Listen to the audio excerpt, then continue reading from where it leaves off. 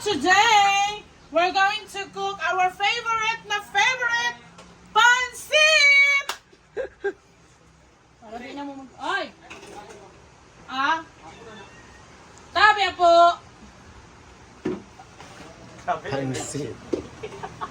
So, inuna na natin yung mantika. Bakit una yung mantika, Inday? Go!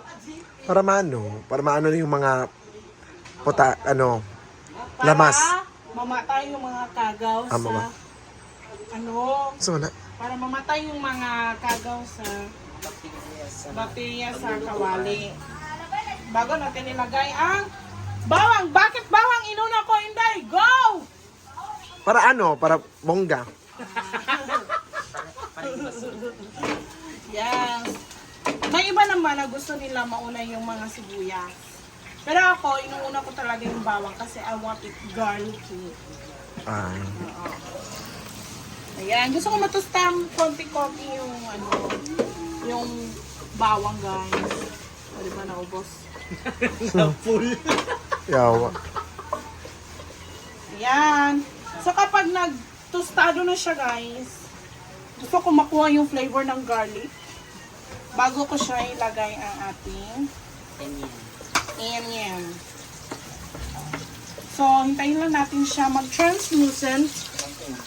Mag-translucent siya. Lumabas na ang kanyang aroma at may ilagay sa mantika. Bago natin ilagay ang ating 30 pesos na karne. So, kailangan brown at hindi gray ang karne. Brown. Brown. Hindi gray. Para matusta-tusta konti yung karne. So, after 10 years, lagyan na natin ang pansit. Mickey. Nilagay ko siya sa non-stick pan. You know, magluto kayo ng pansit yan. Mas masarap yung pansit kapag sa non-stick pan mo siya iluluto. Kasi makukuha mo talaga yung gusto mo. Ganito ako magluto, guys. This is my version of pansit. And you must try it. Yes, promise. Paglapag niyan mamaya sa lamesa, ubos agad. Sure na ako. So this is my version lang talaga. And I mastered it already. Alam nyo, guys, ilang beses na ako nagluluto. Ilang beses na ako nagluluto ng pansit dito. Laging nauubos, hindi nakakain ng iba. True. Pero, ayoko na lang magsalita, guys. Basta, yun lang yun. Yung makakatikim na lang yung magsasalita talaga. For me, batin, pasabog magpansit. Hinaan mo muna siya into ganyan. Super low. Lutuin mo muna natin yung pansit, guys. Para i-absorb niyo yung mga inilagay natin. Ganon. Ayan na! So, tignan natin kung meron bang usok effect. Wala. Pero, andyan yung usok, guys. So, halo-haloin mo lang.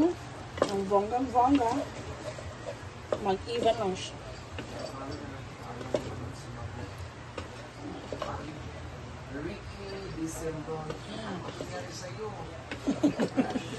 So, pagkatapos niyan, ilagay na natin ang ating cabbage. Yan, and then cover. And then cover. Lutuin na natin yan.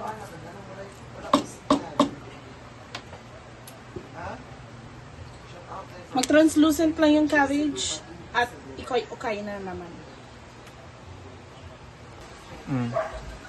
So, ayan! Ang natusta ay ang garlic. Ayan nyo, guys. Masarap yan sa pansit. That's why I like it. Yan. At master mo na talaga ang pansit. Yes, very, very. Oh, tinuod. Grabe kabuutan talaga ni Inday. Nagpa-dinner na, nasa pa naghugas. ang sibilat ang Lagyan natin ng pepper. Thank you, Ate Maraming pepper. Sauri Omega. Mas aroma.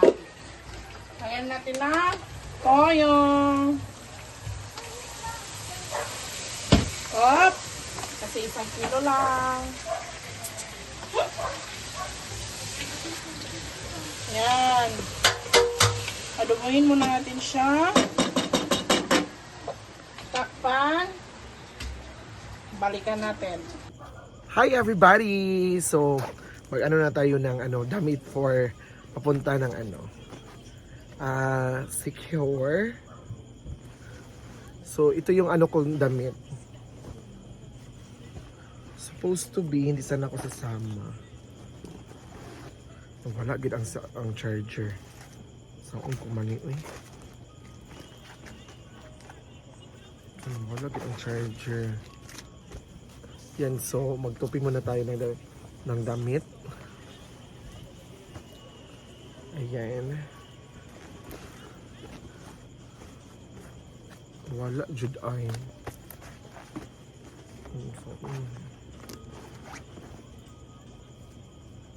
Hi everybody! So sila Brenda, nauna na sila.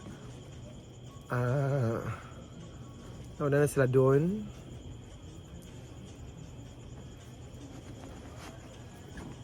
So kami naman bukas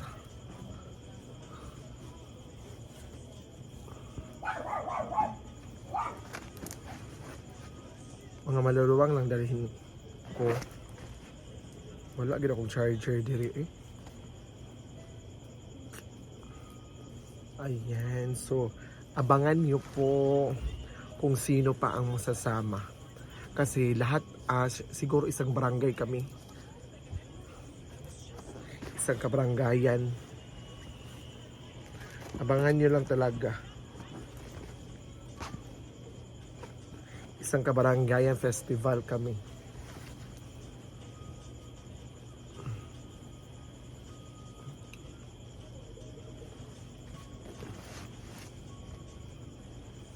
So, yan, naglipit ako ng mga damit.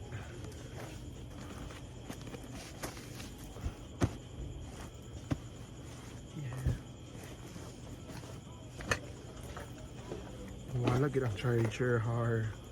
Saan ko man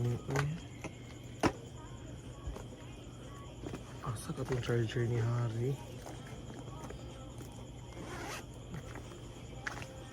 Wala gid ang charger.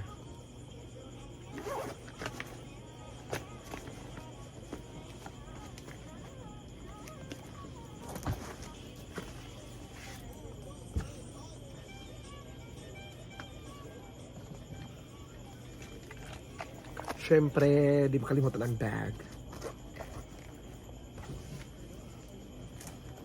Mga shorts.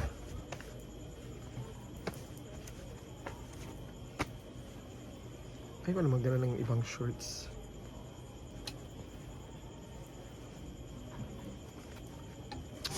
Itong damit na to na orange, bigay ni Queen Uncle. Ayan. Wala gid akong charger.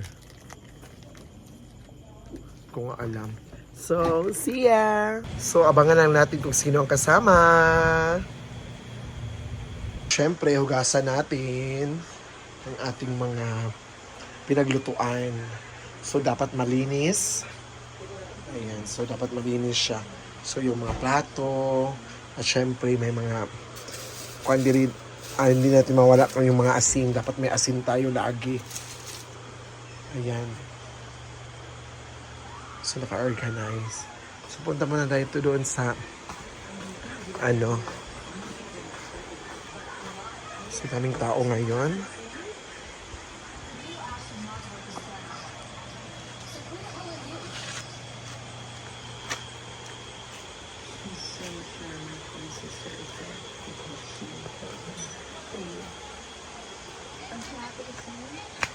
May mga nag-overnight.